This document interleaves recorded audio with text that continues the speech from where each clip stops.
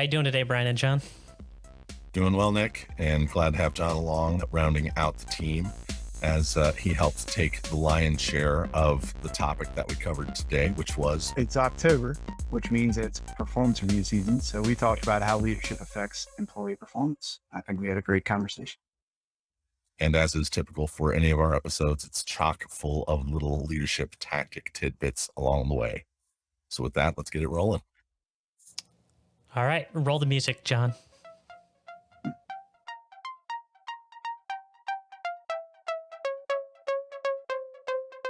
Thanks for joining us for another edition of Lead.exe. I'm Brian Comerford in Denver, Colorado. I'm Nick Lozano, Washington, D.C. And I'm John Abbott in Alexandria, Virginia. All right. I guess I should preface that I'm in the same city as John. I'm actually like 2 miles from him, but we've been rolling this bit for 3 years, so I guess I'm in Alexandria too. It's true. In fairness, I'm sitting in Aurora. Yeah. Yeah. Nothing is real anymore. That is facts, John. That is just straight facts. Welcome. We're here with John Abbott once again joining us as our new third spoke.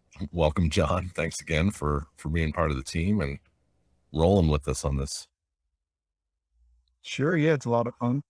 For our pre-recorded conversation, I'll get myself better microphones so people can hear me better and I don't sound like I'm talking through a potato, I think is how Nick described it. I did say a potato, but that's the magic of post-production audio. We can put some compression on it, we can EQ it a little bit, and it'll sound a bit better than what it does now, but a good mic always helps. Smarter and better looking as well, or just that's just a filter. Like when we post to Instagram, it's just a filter, and instantly you have hair, John. The hair just comes sprouting out of the top of the head.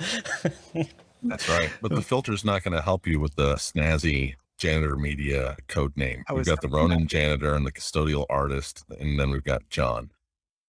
I do what spills out now. I might have to go something lowbrow. No, you got to get one of the military terms, right? Isn't it like a latrine orderly or something like that? For sure, that's what we call it.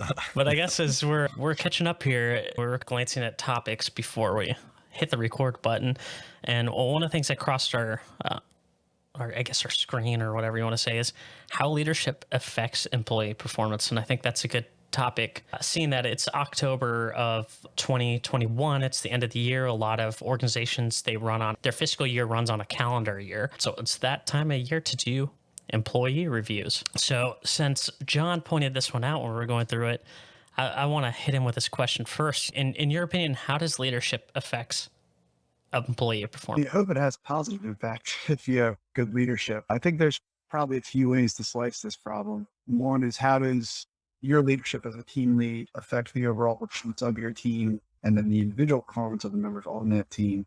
And then there's, how does the leadership of an individual on your team affect their performance rating or their performance in general throughout the year? One thing I try to do with my team, and I've only been leading this team since February. I didn't even have a full performance cycle with them, which was an interesting challenge, to mid-year reviews and then a final review of the year. But the one thing I try to do is teach leadership lessons and provide articles and talk about leadership and to raise the overall bar for my team. And I've found that the employees, not just that where I'm working now, but everywhere I work, the employees that engage with leadership topics and earnestly strive to be better leaders and to grow, perform, end up performing better. So that's probably one little bucket we can put that in. The other thing I'll talk about, I'd be interested in your guys' thoughts on as well, is how does my performance impact the team? That's a difficult thing to measure. Am I actually making this team better? You have to do some self-reflection. Of course, I get a performance review from my leadership, which I'm happy to say they feel I did a decent job this year. I don't think I set any world records or knock anything out of the park, but I think I put our team on a good trajectory, and I'm looking forward to what we can accomplish in the next year, which is similar probably to what I said to my boss in the middle of my performance review. But I think that's the open question. How is my performance changing and impacting my team over time? I'm staring down the barrel at my first full fiscal year with this group of individuals, some of whom used to be my peers until I took this leadership position. One thing I'm looking forward to is how we do agency surveys that break down the data into our small teams. And I'm interested how my leadership might impact that team next year. So I don't know, we accomplished a lot. I have an excellent team. I was really proud of all the work we put together, and I think all their ratings reflected that. But I don't know how much of that credit I can give to myself, and they're doing the work.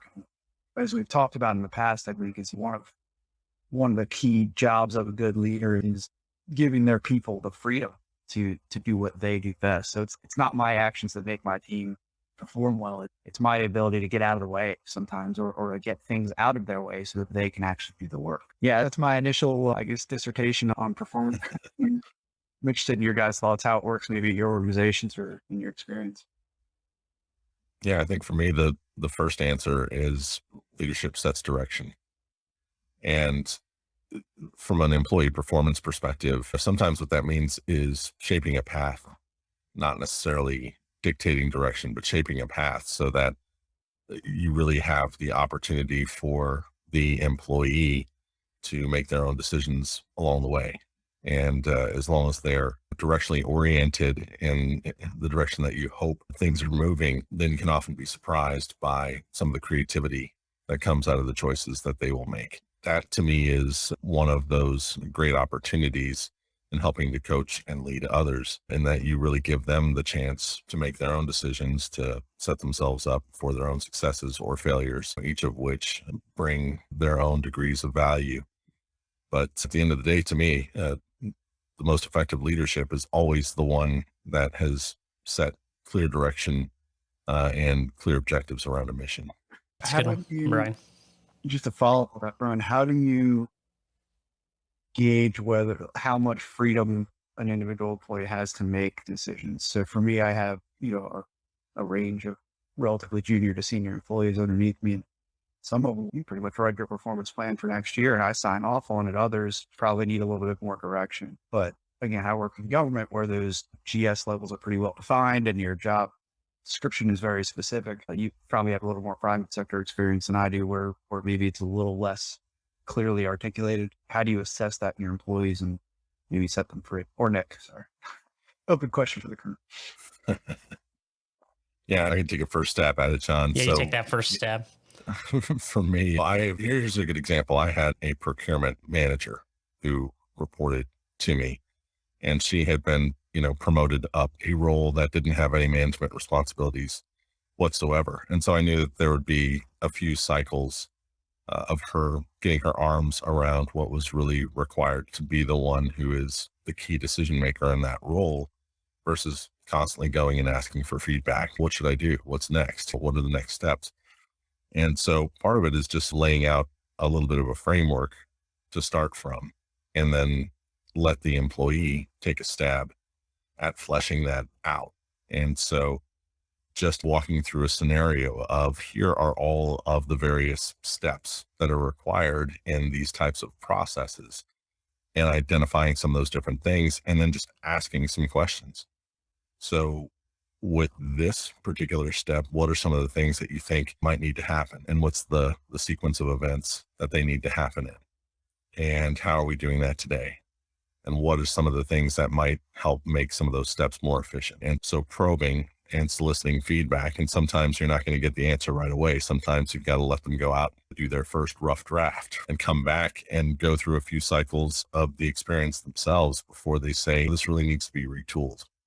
I was thinking about this. The way that we receive information currently, it's a very manual process. But actually, if we send it into a shared email box, and it can generate notifications for 3 different people, then anyone who's available can grab it, and it would actually speed that process along. Things of that nature, so that you allow someone else the latitude to, bake in their own creative thinking and elevate their own perspective from just being a contributor to being someone who can lead the charge in whatever the responsibilities are for their role themselves.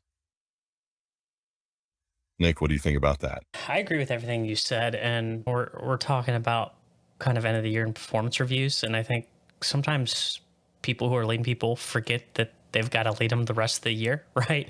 The time to check in with them to make sure that you're giving them everything they need and that things are going the right direction they need to go should be happening on a frequent basis, just not at the fourth quarter, whenever your fourth quarter is, for performance reviews and going, Brian, we were supposed to get this done in Q3. I told you at Q4 last year, but you never got it done. Why did that not happen? So I think a lot of it stems just from communication, just in general, whether it's private sector, public sector, like nonprofit, whatever it is. Like there should just be communication happening more than just that one quarter a year. It doesn't matter how many employees you have. You could have 1,000 people underneath you. A good example is we had Major General Brent Williams, who was in charge of a whole hospital in like Japan or something like that. And somehow everyone beneath him knew exactly what their jobs were and how what they did made an impact to the organization, because he was effectively communicating with the people below him, who then were effectively communicating with the people that were below them.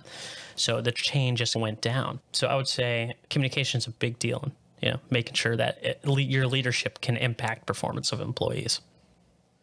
Yeah, a couple of points on that. I would say that, again, when I say, to me, leadership, the chief responsibility of leadership is setting direction and having a clear understanding of the mission and the objectives. What you just described there, to me, Nick, is a perfect example of that, right? If you've got multiple tiers and everyone is working in harmony because they understand how they fit into the overall picture and what their contributions and responsibilities are, that's when you've got really effective leadership at the top. The direction has been set. The communication flows down through all levels. And that's what really creates that harmony of everyone working together.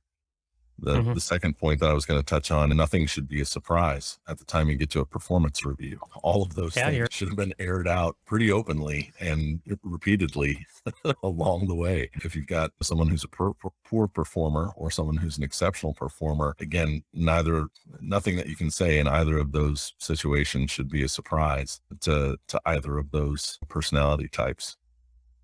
That's funny you say that. I'm looking at my notebook here. One of the bullets I wrote down while Nick was talking is no one should ever be surprised by their rating. So we're all putting back on that. But I agree. I think that communication throughout the year, I've told all my employees is I really don't like the way the government does performance reviews.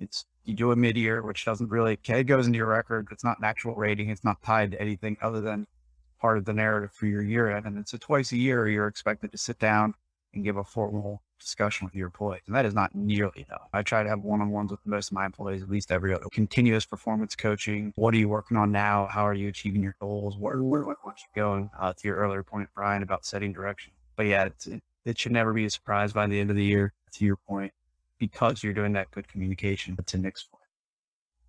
So from a performance review process, John, I'm kind of curious, what does that look like for you? Are you capturing things throughout the year, or is it you get handed something from your organization where now it's that time of year, here's your form to fill out, make sure that you've got all these things?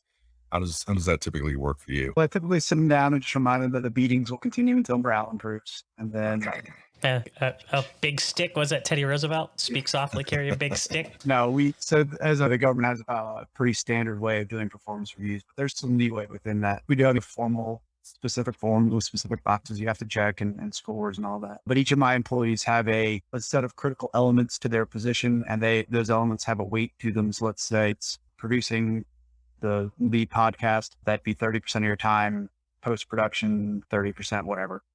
It all adds up to 100%. I'm going to count you to those percentage times, by the way. You're doing well, Nick. And then you rate them 1 through 5 on each of those. So it's the weight times the rating gets them their kind of their end of the year score. And then out of 500, where did you land? And then there's blocks within those 500. Were you outstanding? Were you commendable? Were you fully successful or below, which hopefully nobody is. And that was an interesting challenge. And I think a problem probably in a lot of organizations, not just in the government, is performance review systems are bloated because they're tough conversations. So you have an employee who's they're pretty good, but they're earning their paycheck and that's great. But they're probably not one of your top performers, but they're really nice and you like them a lot and you become friends. How do you tell them you're just doing your job? And I think that's something we worked hard as a team in my office this year on starting course correct on, is that actually fully successful, which is the quote unquote bottom of the 3, you're doing the okay ratings. Below that, you need to be on a performance plan and there's issues, you might be on your way out the door. But fully successful is great. You're doing your job. You're doing exactly what's asked of you. There's no questions about your performance. I don't have any concerns with you. I don't need to sit down and do formal counseling, but there's certainly a lot of room for growth. And that's great. That can be a good place to be. Commendable. You're doing excellent work. You're going above and beyond. You're doing exactly what's required of you and more. I don't have to ask you a ton of questions about what you're doing because I know it's getting done. I don't always have follow-ups. You're not missing deadlines. In fact, you're probably early on things. You're asking the right questions. I trust you to lead a team, maybe depending on the level of your performance. And then we have that outstanding level, which is where a lot of people, if you ask them, probably think they are. But that means, and we have very specific criteria for how we measure these things, which I'm more in depth with.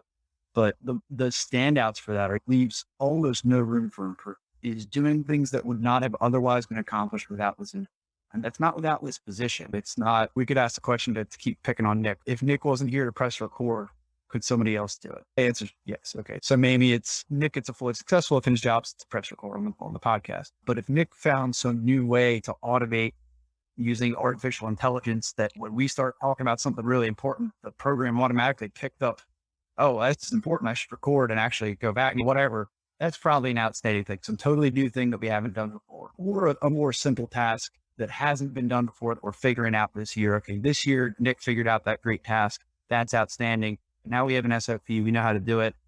Keeping on doing that might keep them the commendable or fully successful role. And those can be hard conversations to have for employees who are used to getting outstandings or very high commendables, is that looking at what we put in your performance plan for next year or from this past year and what you actually got done, you were commendable. You did really well. You should be proud of that. Some employees are disappointed. I really thought I was outstanding, which again is a difficult conversation to have, but I think it opens the door to, okay, let's talk about how to get you to outstanding next. Here are a few things I'd like to see. Here are some areas where you didn't perform maybe at 100% this past year. Or to your earlier comments, Brian, how do you think you could get an outstanding next year? What things you'd like to work on that might put you over that threshold? Again, a long answer to a kind of a short question. It's a convoluted, detailed process in the government that takes hours. It's not as simple as sitting down, but it does give you an opportunity to be objective and have some really good conversations. I like you bring up that formal, like documented process, because I know you spent time in the military. You probably had something pretty similar where it's like pretty drawn out and A and then B, then a C, then a D. And at least in my experience in the private sector, a lot of it's not like that. And maybe Brian's is a bit different, but my experience in the private sector can be like, this is what you're supposed to do, but not every manager does it. And not every manager does it the same way, even if there's a standard operating procedure. So I think it's cool to hear it from the other perspective to see, here's your A, here's your B, here's your C, here's how you're going to get from here to there. So my question for either of you is, when the first time you ever do these performance reviews, right? And maybe you were a peer of these people, how do you handle going from the peer doing these performance reviews, like where you're at a peer level, now you're their supervisor, their manager, and you're above them? How did you handle that? Because I think, John, we were talking earlier before we started recording, you're talking about you're working with some people now that you were peers with before, and you're responsible for doing their yearly performance reviews, which can be tough. I'm assuming the performance review compensation is tied to that too. So how are you handling making that transition? Sure. I think that the simple answer is that it starts way before the performance review. Week 1 or 2, when I took on this position, we had a conversation with the whole team, and then I sent the follow-up email or a newsletter. These are my expectations. This is what I expect to see from you. This is the way I see things. The weeks leading up to performance review time, I was sending articles and I do something I call the Monday Minute, which hopefully it would take a minute to read. I usually go a little more verbose, as you guys can tell through my answer here, but we have Microsoft Teams so I can do like a wiki. So I just put like a little kind of blog thing out for my team more or less every week.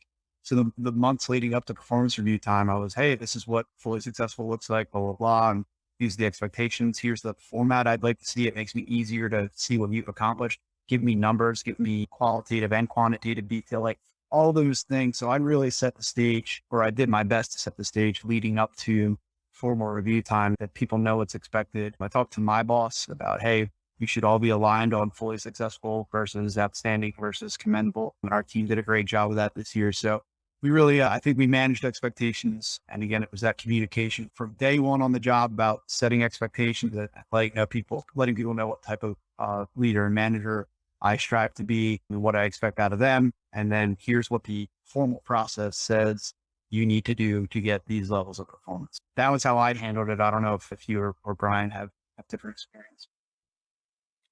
Yeah, I think to your question, the peer to manager transition, it's one that's potentially rife with challenges.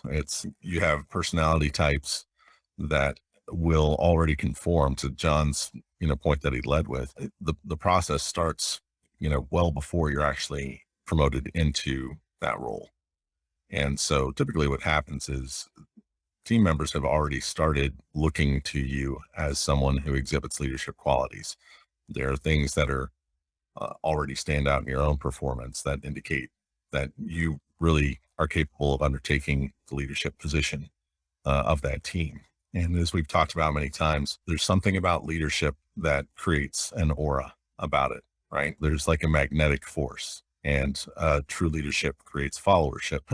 At the point that you're really moving into being promoted into a role where now some of the people who are your peers are your direct reports, hopefully there's already some of those indicators of followership that have been pretty evident on the steps along to that promotion.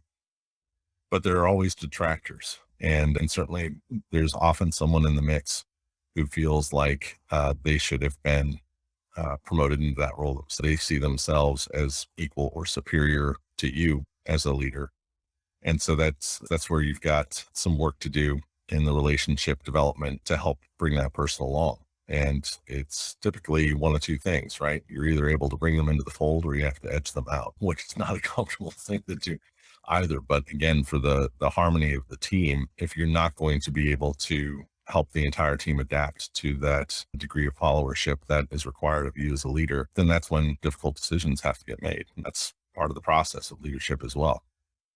So from my own experience in trying to work with detractors, it starts with trying to find some of the common ground. Where are some of the things that you can identify that are common facets where you feel like there's some collaborative opportunity for you to work together?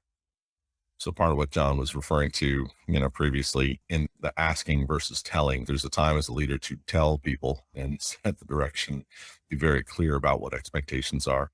But there's also great opportunities in asking.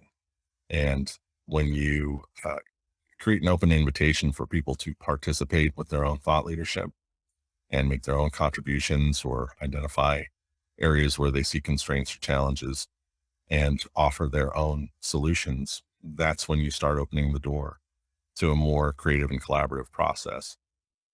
And particularly with certain personality types that may be detractors of seeing you move into a leadership position initially, that can often be a great way to forge some commonality where they can start to feel like because they are respected, then there's a mutuality and the respect that's reciprocated.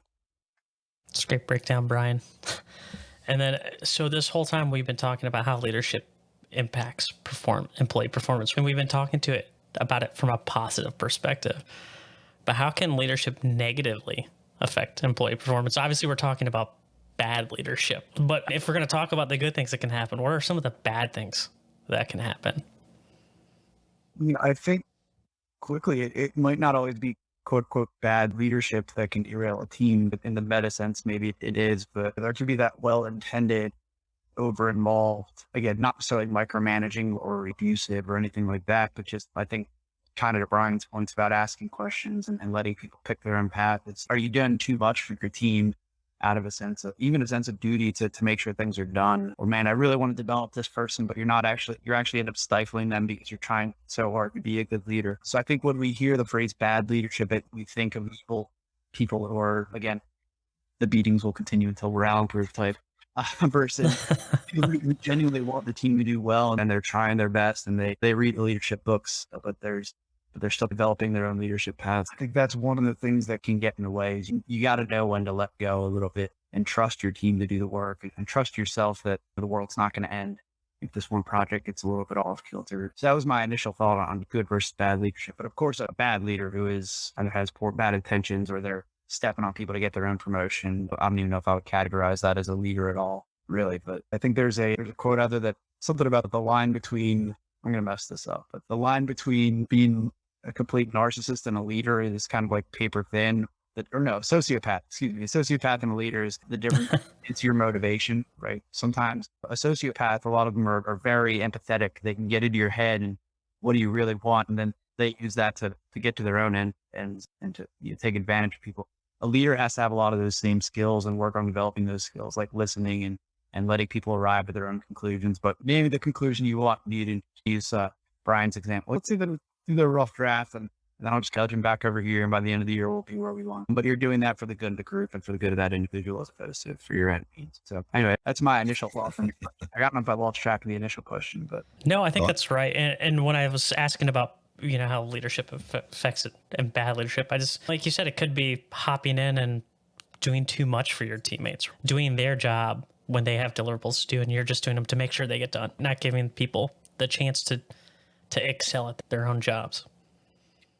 Yeah, I think put simply, if you just take any of the principles that we've identified that make a good leader and you take the inverse of what each of those are, now you've got a pretty clear understanding of what it takes to make a bad one. So if setting direction is one of those principles, then failing to set direction, having very ad hoc interactions that are all over the map in terms of what the focus is. That's the kind of thing that can lob a chaos grenade into a team very quickly and leave people just wondering, I'm not really sure what I'm supposed to be doing. I know that these are the tasks that are before me, but if I'm doing them correctly, I'm not really sure. I'm not getting the proper coaching in any of these things. It's clear to me that my leader is infused with a combination of both insecurity and incompetence. That those aren't good qualities to have with someone that you're looking to help you be successful in the role that you're trying to deliver. Yeah, I think if you just start penciling in kind of what's the inverse of all those qualities that we think good leaders should aspire to, you've got a pretty comprehensive list relatively quickly of the bad qualities. So I actually have a question. You made me think of something, Brian. So I had an employee, who's a wonderful employee and a good friend actually, who said to me again when I took over his team, part of the performance review process in government quickly, you do a performance appraisal plan at the beginning of the year, and that's what they're rated against at the end of the year or throughout the year. And she said, I really don't think my performance appraisal plan, my PAP, as we call them, is accurately articulating the things that I'm doing or the things I should be focusing on. Can we review? I said, sure. Tell me what you think it should be. Then I'll nudge it back where I want it to be. And then, or where I think you may be straight off course a little bit. And then we'll come together on agreement. And it turned into a really excellent, it's a cookie cutter now for the rest of the ones that I've been writing. So I think that was an excellent example, Brian, of a question that you made me think of earlier, which is when it comes to employee questioning and asking questions, when you know the line for an employee between asking so many questions because they're afraid to make a mistake or because they're not confident or because they want you to figure it out for them versus asking enough questions to show that they're engaged and that they want to learn and that they want, because that's a tightrope walk for me, especially as employees get higher up in the organization. Is that, okay, you're, a brand new junior account manager, to make up a title, you're going to have a lot of questions, and that's fine. You've been here for 6 months, but you're now a senior account manager, specialist 3, whatever that, and you're still asking me 7 questions a day about how to do your job. Are you just trying to get me to do it for you? Or is there a confidence issue that I need to work on with you? And how might that affect their performance at the end of the year? Yeah, a trick that I think any leader can employ, maybe trick isn't the right word for it, but answering a question with a question is often a good way to elicit some additional thinking on the part of whoever's asking the question. But that really does come from a leadership tactic that I first learned from Tony Robbins, like way back in the Ultimate Power days. And he uses it in terms of how you change your own behavior and how you change your own perception about how you can tackle an issue. It's when you run into something that you clearly don't know how to do. And so that's the programming that you've already set yourself up for is, well, I don't know how to do this. And so to take it a different direction and to alter the programming so that there is a possible solution that can come out of it. Tony Robbins says it's very simple. You just swap around the statement. But if I did know how to do that, what would I do? And so that's, I guess, the tactic really with answering a question with a question is to start prompting that change in thinking that sometimes you've got from one of your direct reports, particularly if they're coming back and You feel like they're asking the same question over and over. They're just, couching it slightly differently because they are seeking for you to solve the issue for them. And again, I think another quality of leadership is you may not always be capable of solving every issue. You may need the help of others to do it. But sometimes there are things that you can solve that are actually better for you not to. And having the articulation in your own thinking to determine what those things are, I think that's part of what can really help an employee with their own performance growth. Yeah, I would agree. I think a lot of us get into leadership positions because we are fixers and solvers. And then it's tough sometimes to pull the reins back on ourselves. If someone comes with a question, well, yeah, the answer is just do this. And then you realize you do that enough time, nobody's learning below you. Mhm. And then you're going to be the person always having to answer the questions that you're going to never get promoted because you're too expendable. So, And answering a question with a question doesn't have to be, specific. It can be more of there's probably several ways to do that.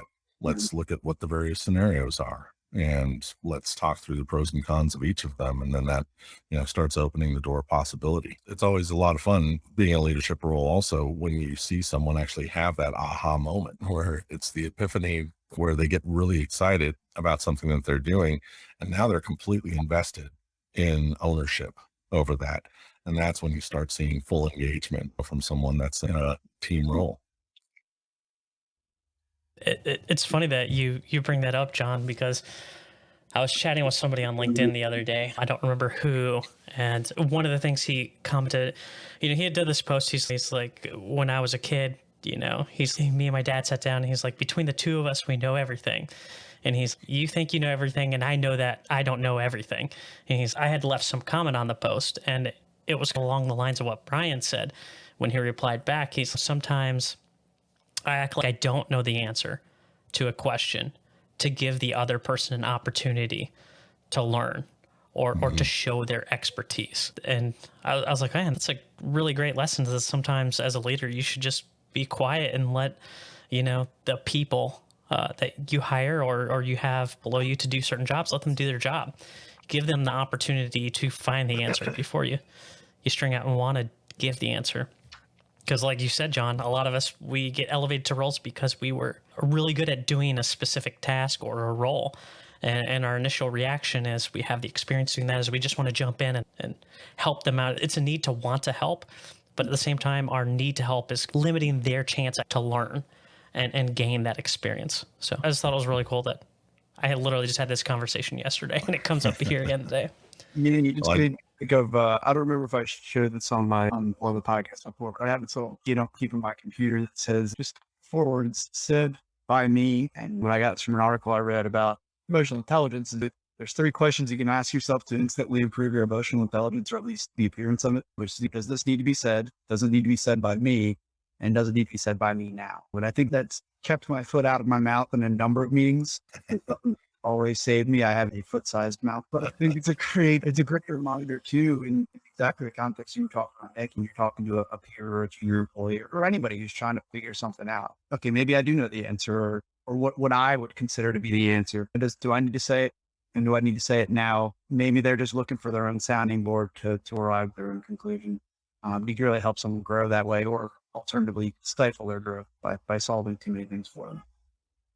I'll just leave things with this one quote that we've probably all been very familiar with in terms, and I don't know who said it or where it came from, but it's something to the effect of the most highly effective leaders are working themselves out of a job. Right? That facts, truly facts. So I guess with that, we're wrapping up. Does anybody have a book that they like that goes along with the topic today that they want to share? Ooh, performance review book. I don't know if I have a performance review. Somebody got me one once and I didn't read it, so I was failing. Was it part of your performance review? It was. I'll On the shelf here. I think it's stress-free performance review, something like that. It looks like it was. I can give one, and it's not performance review based, but it's a book called Creativity Inc. by Ed Catmull. He's one of the co-founders of Pixar. If anyone doesn't know that, and Pixar's the animation studio that Disney bought and did Toy Story and all that. But one of their things when they write stories and they storyboard is that a director comes in with a story where they have it so far, and everybody on the whole staff can give them input as how they have the story. They're like, Like, does it believable that from what you know from this character that they would do X and Y? And it's a performance review basically for the director, right? Because they're just giving him information, saying feedback, and it's up to him to decide if he can take that or not. And they go through this whole iterative process of how they cultivate creativity and stuff like that. And I think a lot of it in that book can be applied to employee performance based, is like how you can foster that creativity and that trust inside of your team. Yeah, I've got one that I don't know that I've ever mentioned on any of our previous podcasts, which is funny because it's probably one of my favorite leadership books. And I don't know why I overlook it so many times, but maybe because it's so straightforward. It's called The Practice of Adaptive Leadership. And more from the context of leadership is a continue that the performance review is always in motion, that those conversations are always happening, right? It's not just about giving praise. It's always about giving feedback. It's about giving criticism when it's necessary. It's about course correction, even when those conversations can be difficult. It's, to me, that book is really about what is the mindset that's required to be a highly effective leader who is truly adaptive, right? Who can conform from being in a contributor role to a leadership role with a lot of poise and grace, because it's that adaptive mindset that allows you to take in a lot of information and assess it and be decisive about it, all through just a very structured process. Yeah, after a quick scan of the bookshelf over here, I think there are a number that I think about, but one I'll mention today because I quoted a quote from the book in a few performance reviews for my team is "How Good Do You Want to Be" by Nick Saban, the college football coach at the University of Alabama, if I'm not mistaken. Not a college football fan, so anybody listening that is, I apologize, but it's an excellent book from a very successful coach. He quotes Vince saying, "Perfection is not it's not attainable, but if we chase perfection, we can catch excellence." And that's, for my employees who are at that high level or on that borderline, commendable versus outstanding. This is your goal. We're chasing perfection. I don't expect you to reach it, but if we try, we can be excellent. So I think that book has a ton of, Nick Saban has incredibly high standards for his team. It's an excellent book on how do you set the standard as high as humanly possible without breaking your team and without demoralizing them and them thinking they're failures when they don't reach the mark. So really excellent book for folks that are interested in really pushing that performance and then reviewing later review. Yeah. So I guess I'll end my question then, Nick. What are you reading right now? I am reading a book called Breathe. It came out last year, and the author goes through how breathing helped him fix all his allergies he's had and some breathing problems, which stemmed from some of deformities he had from when he was an infant and some teeth issues. So that's been interesting. I've gotten big into the mindfulness lately and doing a lot of breath work. So that was interesting to read for me. I've been doing a lot of what this thing's called biofeedback breathing sessions, where you put your heart rate monitor on there, check your respiratory rate, how many breaths per minute you're doing. So it's been an interesting read and kind of a way to relax. So that's where I'm at. I did the audiobook for that. And just a funny story on that book. I did the audiobook a few months ago, and there's breathing exercises at the end. And what I didn't realize was that I had been playing the audiobook in like double speed. So I tried to do this. You do them really fast. Just doesn't seem right. Now you're Wim Hof breathing when you do it that fast, but yeah. Public disclaimer for anybody that's interested in going slow it back down before trying. I would add that disclaimer too, is if you're going to get that book, it's worth picking up the audiobook because of the breathing exercises they put at the end of it. So that's a good ad. And don't do it at induced time speed. How about you, Brian? What are you reading? I just finished a book called Beyond Conspiracy Theory by Robert Anton Wilson. And it's pretty interesting because it's actually an interview with him that was done in 1985. And it was intended to be part of a research publication that really focused on him and his work. But for whatever reason, it got shelved and was in the vaults until 2019 when it finally got published. And Robert Anton Wilson, to me, is just a fascinating character. He's probably most well known in popular culture for having co-authored the Illuminatus trilogy with Robert Shea, and then he went on to write the historical Illuminati Chronicles. But he himself had a PhD in psychology. He was an electrical engineer by training, and then he had this phenomenal career as a writer, both of science fiction but also a lot of psychology books. And beyond that, he's just a hell of a funny guy. And part about what I love all of his books and just his personality, he was always looking for baking in humor with complex ideas, which I love, because I think when something is funny and it's also mentally challenging, the humor helps you retain it better. There's something about it that helps bring you along with the concept. And I think that it's just so ironic that book surfaced at the time that it did, because conspiracy theory has gone from being something that's just a topic of fringe interest to something that's like a part of our daily conversation anymore, with where we've come in the last few years, particularly with all of these quote unquote information sources through social media. So it's a very worthwhile read. And it's especially fun because at the end of that book, there is 150 question conspiracy quiz. And there are questions on topics that you never even recognized, and something to think about before. So it was a fun read. Very interesting. I'm gonna look myself up the book. I am reading a book called Born to Run by Chris Mcdougall, I believe. Pretty popular book. I think it's something that I've had on my what to read list for a while, but didn't want to spend money on, kind of thing. Stayed at an Airbnb this past weekend, the wife and kid, and there was one of those old free library things that you find at the end of the street. And we popped in there, and there it was. Look, I went to buy it. And I should have bought it a long time. It's a really fun, interesting read about this tribe in Mexico that can run like 100 miles at a clip, practically barefoot, with no seeming injuries or anything like that. And it gets into ultra marathoning and all that stuff. Something that I'm not personally into, but I really kind of next point, the health and mindfulness and all that stuff. How have we actually done some damage to our body by, for instance, like wearing running shoes as opposed to being barefoot more often? And are we weakening ourselves by trying to protect ourselves and all that kind of stuff? So really interesting read. Similar ride, pretty funny author. He's got some moments in there that have you laughing. Not all the way through it, probably about halfway, but a good read so far. I can recommend it. Is that about the Huichol tribe? I believe it's I'm gonna totally mess up the pronunciation. The Tarahumara, I think, is Tarahumara tribe in Mexico. I definitely butchered that. I won't even try to spell it without the book in front of me. But really interesting and he talks about other tribes a little bit throughout the book. But some folks that can get out there and run 150, 200 miles. Yeah, it's mind blowing. I might just try and get up and down the street one of these days. I can walk it. There you go.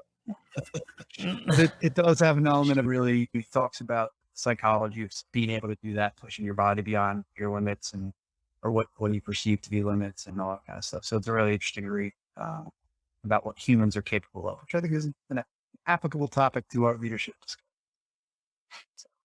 It's a great ad. So I think I've heard that author on a podcast somewhere. Maybe it was a Tim Ferriss podcast or something a few years ago.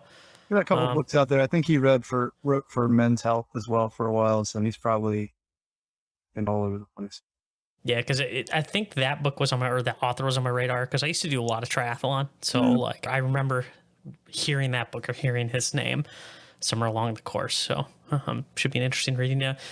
Endurance sports are one of those things where it's mostly mental over any physical thing. You just got to tell your body to shut up sometimes. As this one cyclist, Jens, would say, I just tell my legs, shut up. You do what I tell you to do. So maybe you just need a little bit of that, John, when you start running.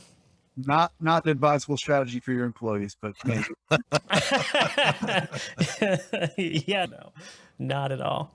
I guess with that, we'll wrap up. Any closing stuff other than, if you're listening to this and you enjoyed it, if you could just leave us a review on whatever podcasting platform you got this on, whether it's Spotify, iTunes, Google Play, Stitcher, YouTube, give us a thumbs up, slap the like button, right? Subscribe. We'd really appreciate the support.